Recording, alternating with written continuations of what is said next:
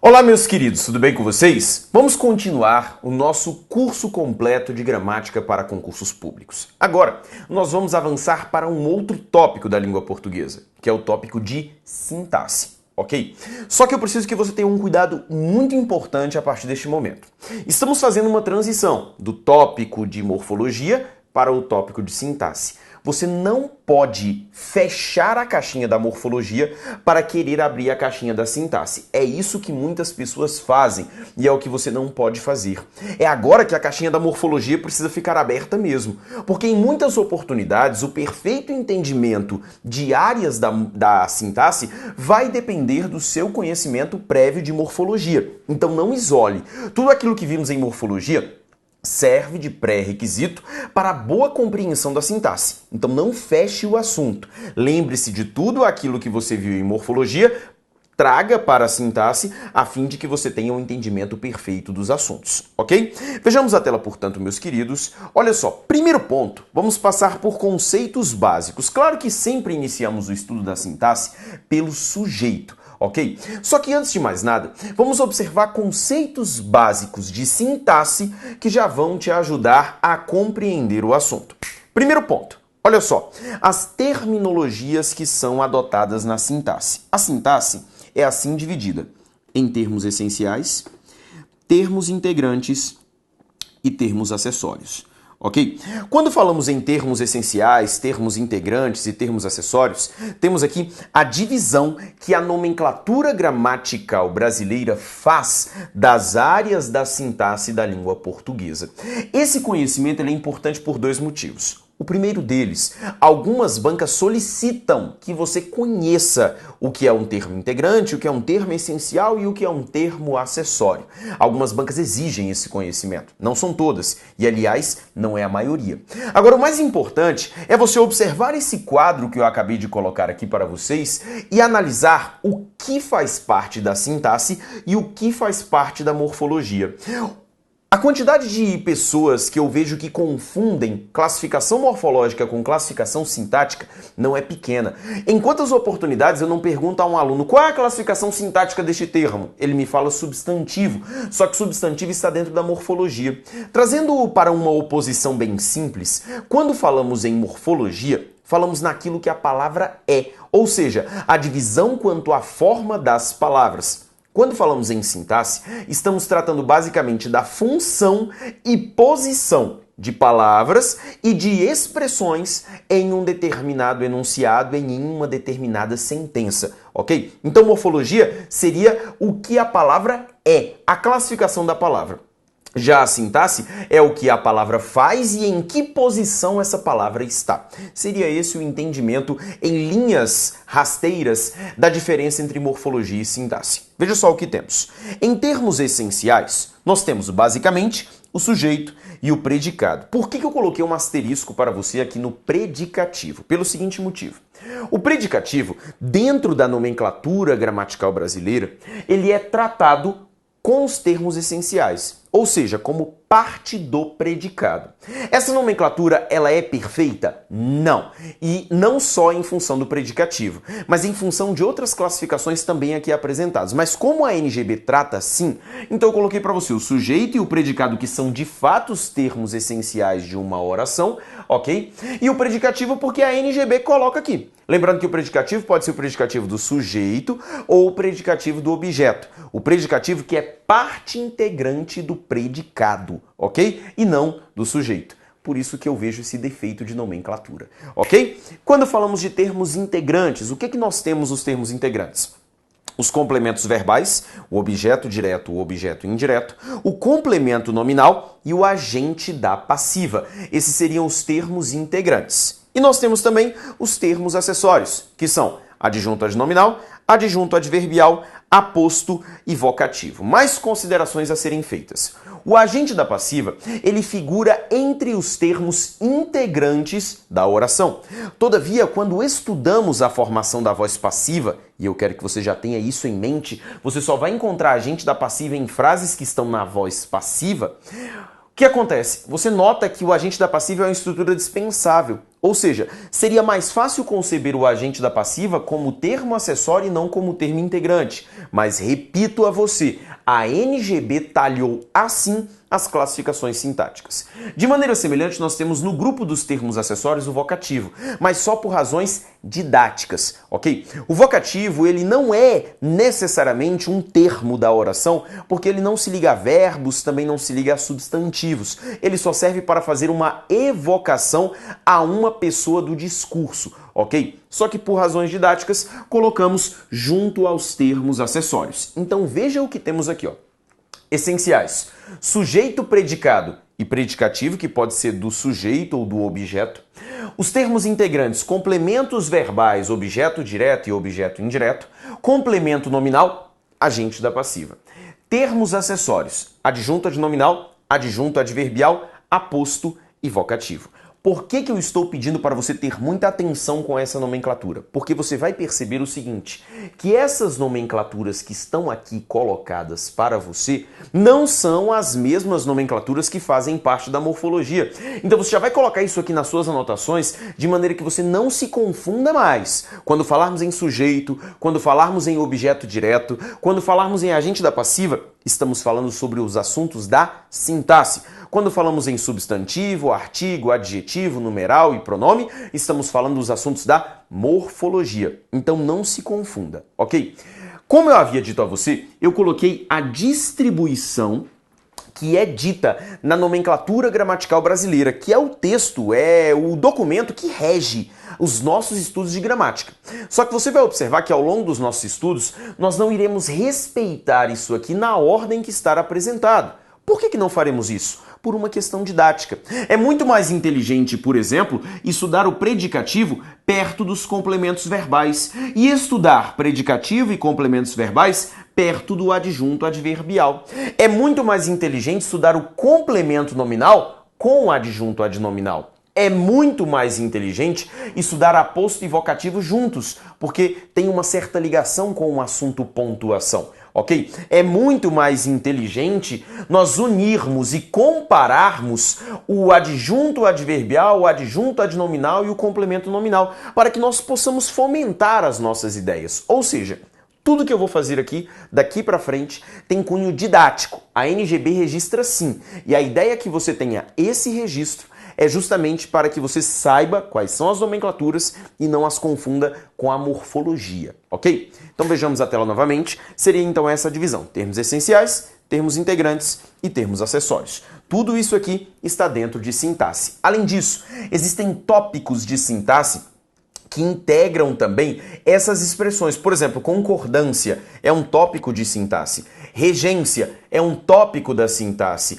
A própria organização dos pronomes oblíquos átonos também é um tópico da sintaxe. Então, tudo isso tem efeitos produzidos dentro da sintaxe. E veja, quando eu falo em pronome, eu falo de morfologia. Ou seja, é uma classe morfológica com implicações sintáticas. Por isso que eu preciso manter tudo junto. Ok? Vamos mais adiante, ainda falando sobre conceitos básicos, vamos falar da diferença entre frase, oração e período, que são nomenclaturas essenciais ao estudo da sintaxe. Ok? O que significa uma frase? A frase é uma sentença organizada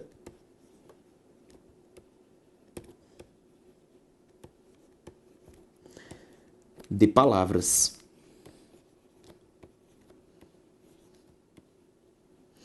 É uma sentença organizada de palavras. Sempre que eu organizar uma sentença de maneira compreensível na língua portuguesa, estou produzindo uma frase.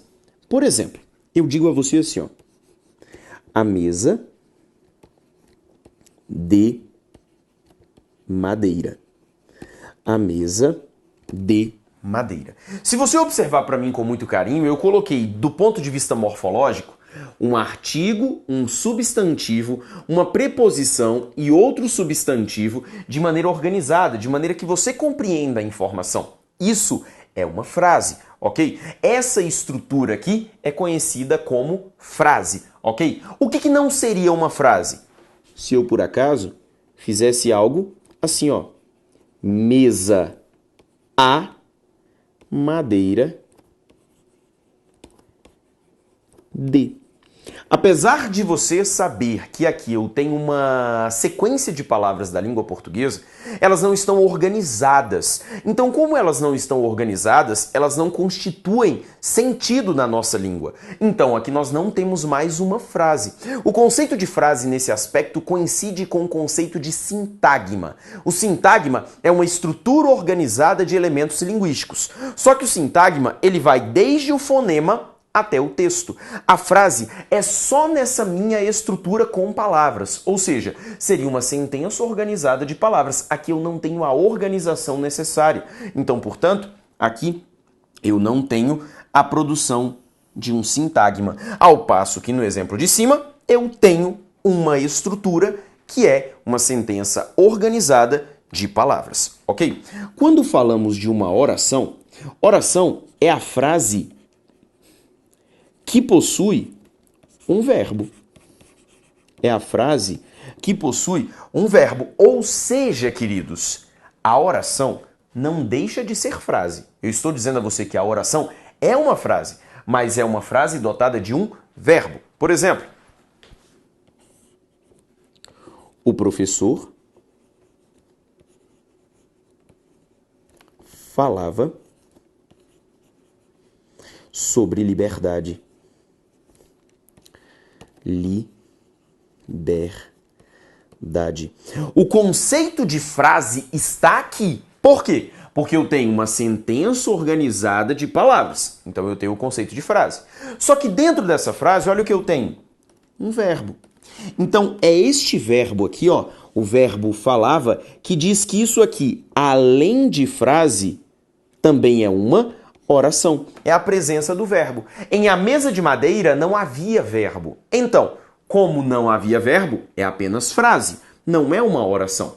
Agora, em O Professor Falava sobre Liberdade, eu tenho a presença de um verbo que caracteriza a oração, mas não deixa de ser uma sentença organizada de palavras. Então, por esse motivo, também é frase. Ok? E o que é o período? O período é um espaço textual. Espaço textual, ok? Esse espaço textual, claro, ele é marcado, como todo espaço, por início e fim.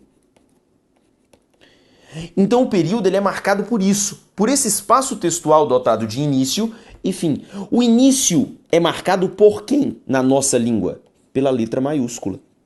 Letra maiúscula. Ela que tem a responsabilidade de iniciar o período. Tanto é que sempre que você inicia um texto, sempre que você inicia um parágrafo, você começa com letra maiúscula, pois se trata do início de um texto, o início de um período, ok? E onde é que fica o fim do período? Na pontuação. Só que nem toda pontuação marca o fim de um período. Quais são aquelas que marcam o fim de um período sempre? Ponto final, ponto de interrogação e ponto de exclamação. Essas são as pontuações responsáveis por encerrar período. A mudança entre essas pontuações, claro, é do ponto de vista entoacional e às vezes do ponto de vista semântico. Mas a ideia de iniciar um período e encerrar parte pela existência de uma letra maiúscula e pela presença de um ponto final, ok? Que pode ser um ponto final, um ponto de interrogação, um ponto de exclamação. Professor, vírgula encerra período? Não. Ponto e vírgula encerra período? Não. Dois pontos encerra período? Não. É por isso que depois dessas pontuações, vírgula, ponto e vírgula, dois pontos, nós usamos letra minúscula. Nós só usamos letra maiúscula se, por exemplo, depois de uma vírgula vier um nome próprio. O nome próprio, ele é escrito com letra maiúscula. Então, pela exigência do vocábulo e não pela exigência do encerramento do período, nós fazemos o uso da letra maiúscula. Mas a pontuação que encerra período é o ponto final, o ponto de interrogação e o ponto de exclamação. Aí alguém já vai me perguntar assim, Elias, e as reticências? As reticências servem para encerrar um período? Nem sempre. As reticências fazem parte de um grupo de pontuações de valor estilístico. A depender do texto, as reticências são usadas no meio de uma frase. Então, ela não teria a finalidade de encerrar um período. Mas, às vezes, o autor do texto utiliza as reticências como a pontuação que encerra o período. Então, acerca das reticências, eu peço que você opere com bom senso. É necessário que você analise o texto, até porque reticências é um tipo de pontuação empregada em textos mais informais, em textos que querem trazer alguma interpretabilidade e não em textos formais, em redações discursivas, em textos acadêmicos, em artigos. Eu peço que você sempre interprete a função daquela pontuação ali naquele trecho de texto. Porque às vezes você vai encontrar reticências que estão dentro de uma frase, dentro de uma oração. E às vezes você encontrará reticências com a finalidade de encerrar um período. Então, para sermos objetivos, período, um espaço textual que tem o seu início na letra maiúscula e que tem o seu final na pontuação. Que pontuação é essa? Ponto final, ponto de interrogação, ponto de exclamação. Ainda falando do período, nós temos uma outra divisão, que é a divisão entre período simples e período composto. Ok? O período simples, ele também é conhecido como oração absoluta. Absoluta. Ok? As duas nomenclaturas são válidas. O que eu quero dizer sobre um período simples? Ora, período simples é um período dotado de uma oração. Ao passo que o período composto é representado pela presença de duas ou mais orações. Seria essa a oposição entre período simples e período composto. Quando falamos em período simples, podemos dar como exemplo, o professor falava sobre liberdade, é um exemplo de período simples. Mas vamos colocar aqui um outro exemplo. Língua portuguesa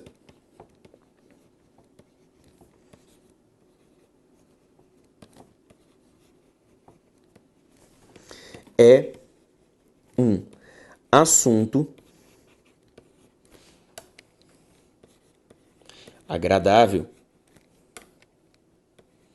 Sempre será agradável, muito gostoso.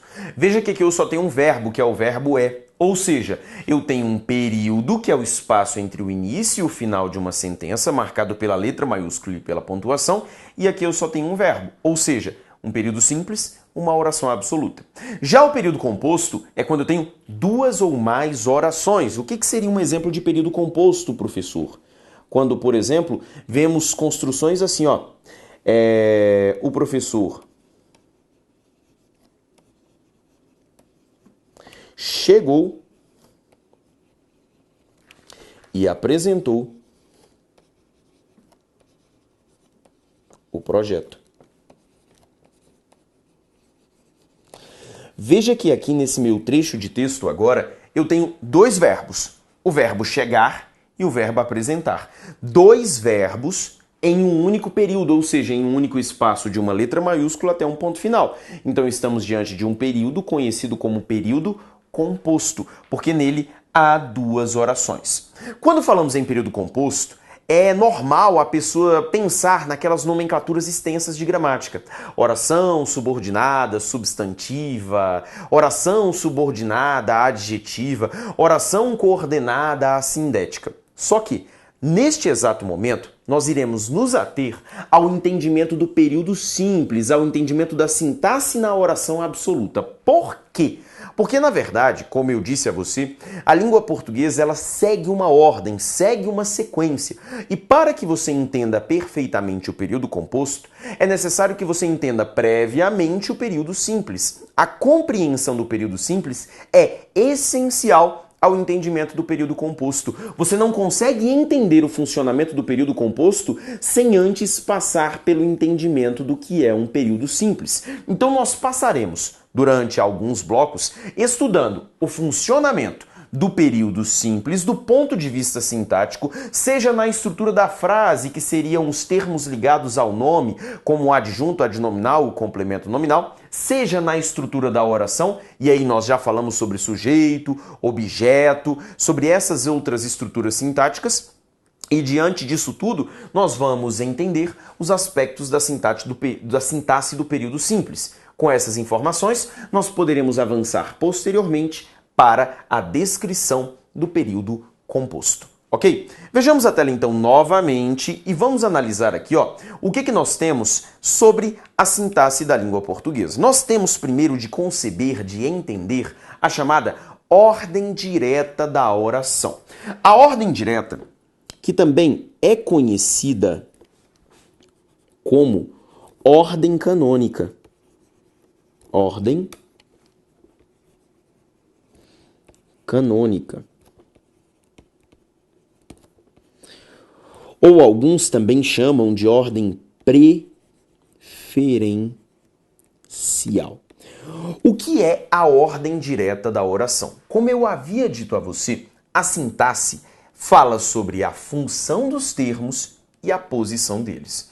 Os termos em língua portuguesa, eles preferem, ou seja, se eles preferem, eles não são obrigados. Eles preferem se organizar de uma maneira clássica.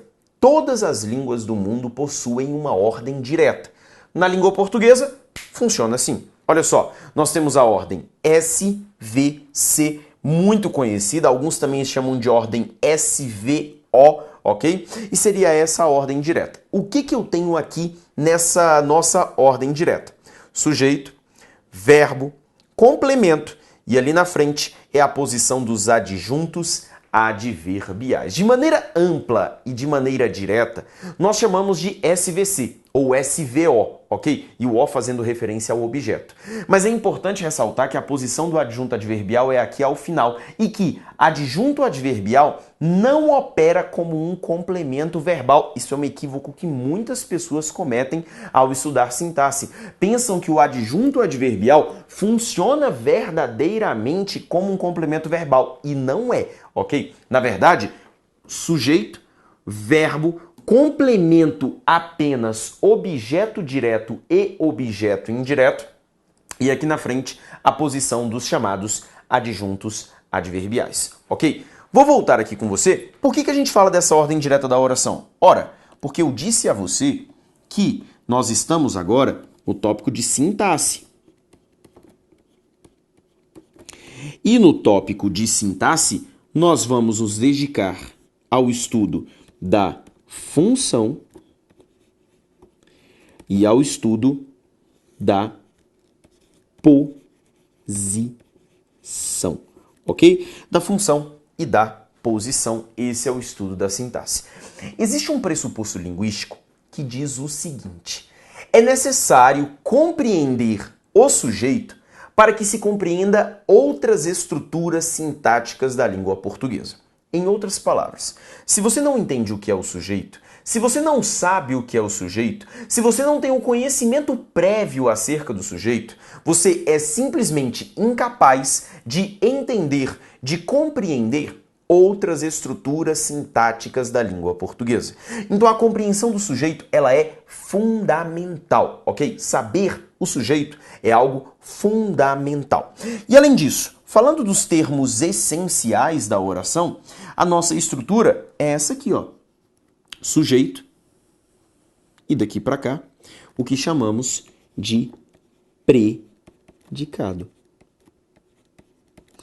O que é o predicado, professor? O predicado é tudo aquilo que na oração não é o sujeito. Aí eu digo a você uma coisa. Na língua portuguesa, existe oração sem sujeito, e mais tarde falaremos acerca dela. Mas não existe oração sem predicado. E por que, professor, que não existe oração sem predicado? Porque a oração, ela depende do verbo. E o verbo já é a representação máxima do predicado. Por isso que em uma oração não estou falando de frase, eu estou falando de oração. Em uma oração, eu posso até não ter a possibilidade do sujeito, mas o predicado, ele é uma estrutura constante. Ou seja, eu tenho a estrutura SVC, sujeito, verbo, complemento e adjuntos adverbiais, e a estrutura pensando em termos essenciais, eu tenho o sujeito e isso aqui tudo é o predicado. Na língua portuguesa até existe, falaremos mais à frente, da oração que não possui sujeito. Agora, sem predicado não existe oração. Tudo bem? Vamos falar então previamente do sujeito. Qual que é a finalidade do sujeito na língua portuguesa? A finalidade do sujeito é gerar no verbo uma relação de concordância. Essa é a finalidade e esse é o objetivo do sujeito. A ideia do sujeito é gerar no verbo que está ali à frente uma relação de concordância. Essa concordância, claro, é conhecida como concordância verbal. Concordância verbal. Então, não sei se você já percebeu, mas no nosso curso até o presente momento, eu já citei para você as duas possibilidades de concordância. Nós temos a concordância nominal, que é aquela que artigo, adjetivo, numeral e pronome estabelecem com o substantivo. Aquela é a chamada concordância nominal. E nós temos ainda a concordância verbal, que é a concordância que o verbo estabelece com o sujeito. Note bem o que eu coloquei para você aqui, ó. Gerar no verbo uma relação de concordância. Não é o verbo que gera isso no sujeito. É o contrário. Por isso que nós falamos que o verbo concorda com o sujeito e não o sujeito que concorda com o verbo. Porque o sujeito gera no verbo, o sujeito provoca no verbo uma relação de concordância. É o verbo que é comandado pelo sujeito. É o verbo que se flexiona a fim de concordar com a estrutura do sujeito. E esse aqui é o conceito real sintático do que é um sujeito. Por que eu estou falando isso? Jamais, a partir de hoje, você vai me definir sujeito como aquilo que pratica ação verbal. Tudo bem? Estamos combinados? Por quê? Quando falamos em praticar a ação verbal, nós não estamos mais falando de sintaxe, nós estamos falando de semântica, estamos falando acerca do sentido. Claro, vou ser muito honesto com você. Boa parte dos sujeitos da língua portuguesa praticam a ação denotada pelo verbo. Isso é uma verdade. Mas isso acontece com todos os sujeitos? Não. E adivinhe quais são os sujeitos que eles gostam de cobrar em provas de concurso público? Justamente os que não vão praticar ações verbais. Então, por esse motivo, você precisa ter um conceito mais amplo de sujeito. Aliás, não só mais amplo, como mais correto. O conceito sintático de sujeito é o elemento que gera no verbo uma relação de concordância, conhecida como concordância verbal. O sujeito comanda o verbo, garantindo que ele faça a devida flexão de acordo com o sujeito que é apresentado, ok? Se ele vai praticar a ação verbal, se ele vai sofrer a ação verbal, isso é uma etapa posterior, consequência da estrutura sintática, mas não é aquilo que concebemos previamente, ok? Então a funcionalidade do sujeito é gerar no verbo uma relação de concordância, ok? Para fazer a identificação do sujeito, para fazer a identificação do sujeito,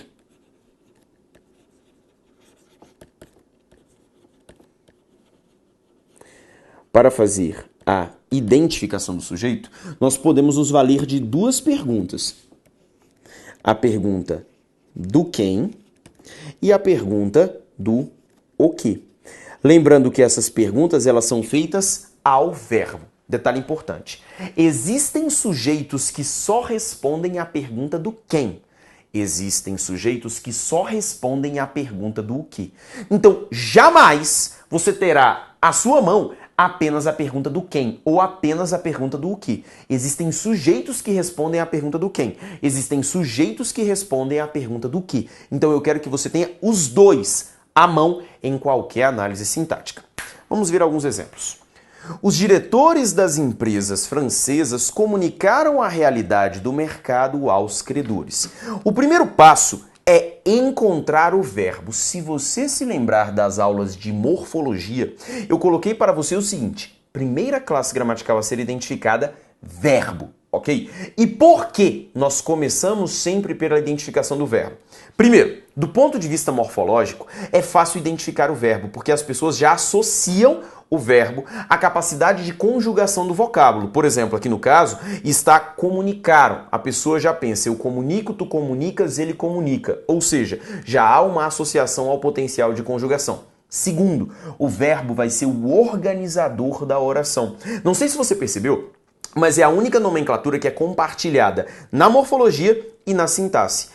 Substantivo na morfologia não aparece na sintaxe, ou seja, o que eu quero dizer a você em outras palavras, você não usa a nomenclatura substantivo para classificações sintáticas. De maneira semelhante, você não encontra a nomenclatura sujeito na análise da morfologia. Agora, verbo aparece em ambos, e é por isso que você começa sempre pela identificação do verbo. Aqui no caso, claro, o verbo que temos é o verbo comunicar. Diante disso, olha o que nós temos. Um período. Um período que vai da letra maiúscula até o ponto final. É um espaço textual. Claro que aqui eu tenho também a organização de uma frase, porque eu tenho uma sentença organizada e inteligível de palavras, ok? E como essa frase possui um verbo, nós chamamos essa frase de oração. Veja que em todo o trecho aqui apresentado, eu tenho apenas um verbo. E como eu tenho apenas um verbo, nós chamamos isso de período simples, oração absoluta, ok? Olhando para o verbo, nós iremos perguntar a ele quem comunicaram. Peraí, quem comunicaram a realidade do mercado aos credores? Ora, quem comunicaram foram os diretores. Veja que não são diretores quaisquer, são diretores das empresas francesas. Isso aqui tudo, meus queridos, é o meu sujeito, ok? O núcleo desse meu sujeito, queridos, é o vocábulo diretores. Agora, o que eu quero mostrar a você é o seguinte, por que tudo isso aqui é o sujeito? Porque, veja, nesse meu sujeito, eu tenho o substantivo diretores. Antes do substantivo, eu tenho um artigo, ok? Das empresas francesas, eu vou precisar trocar de cor. Das empresas francesas, funciona como uma característica deste substantivo, ou seja, locução adjetiva. Dentro dessa minha locução adjetiva, do ponto de vista morfológico, preposição de, mais o artigo as, empresas que é um substantivo da língua portuguesa e francesas que é um adjetivo que se refere ao substantivo empresas. Mas o que eu quero te mostrar é o seguinte, professor, por que o sujeito não é apenas os diretores, e sim os diretores das empresas francesas? Porque das empresas francesas refere-se aos diretores, faz parte de um mesmo sintagma, ok? Então, quem foi que comunicaram a realidade do mercado aos credores? Os diretores das empresas francesas. E ali você tem o seu sujeito. Professor, mas eu desconfiei que o sujeito seria a realidade do mercado. Agora pare e pense. Em a realidade do mercado, eu tenho uma expressão que é singular. Na minha sentença, o verbo está no plural e conforme eu havia colocado para você, a definição de sujeito é ser a estrutura sintática responsável por regerar no verbo uma relação de concordância. Diretores é plural, comunicaram é plural. Aqui eu tenho uma relação de concordância verbal, ok? Então eu tenho ali a identificação do sujeito. Agora eu tenho uma informação importante. Nem sempre o sujeito estará antes do verbo, ok? Nem sempre a posição do sujeito, o sujeito será posicionado antes do verbo. Como eu te disse, a ordem canônica, a ordem direta, é uma ordem preferencial, mas nem sempre essa ordem é respeitada. Veja comigo o exemplo de baixo. Residem no Brasil sírios e venezuelanos refugiados. Olha o verbo residem aqui. Primeiro ponto, se você for buscar o sujeito antes do verbo, você não há de encontrá-lo, uma vez que, antes do verbo, não há nada. O verbo já é o início do período, ok? Agora pergunte ao verbo, quem residem no Brasil? Ora, quem residem no Brasil? Sírios e venezuelanos refugiados. E esse aqui é o seu sujeito, ok? E como eu havia dito a você, nem todo sujeito responderá à pergunta do quem. Pode ser que eu tenha um sujeito que responda à pergunta do o quê. Veja comigo o trecho que está aqui abaixo. É necessário estudar toda a matéria cobrada. Primeiro ponto que eu quero te mostrar é que aqui eu não tenho só um verbo, mas tenho dois. O verbo é e o verbo estudar, ok? Então é diferente da realidade que estava aqui acima. Acima nós tínhamos exemplos de períodos simples, orações absolutas. Aqui abaixo nós temos exemplos de de um período composto, ok? E como é que eu vou encontrar o sujeito deste período composto? Detalhe importante. Cada verbo seleciona o sujeito, seleciona o objeto, ok? Cada verbo tem a sua estrutura sintática. Mas neste exato momento, eu quero me prender apenas ao verbo é. Você vai deixar o verbo estudar para depois e não para este momento. Agora olha a pergunta que eu preciso que você faça. Se você perguntar ao verbo quem é necessário, você não vai encontrar nada. Agora pergunte ao verbo o que é necessário. E segundo o meu verbo, o que é necessário é isso aqui, ó. Estudar toda a matéria cobrada. Isso aqui é o que é necessário. Tudo bem? Então isso que eu acabei de destacar para você é o seu sujeito. Informação importante.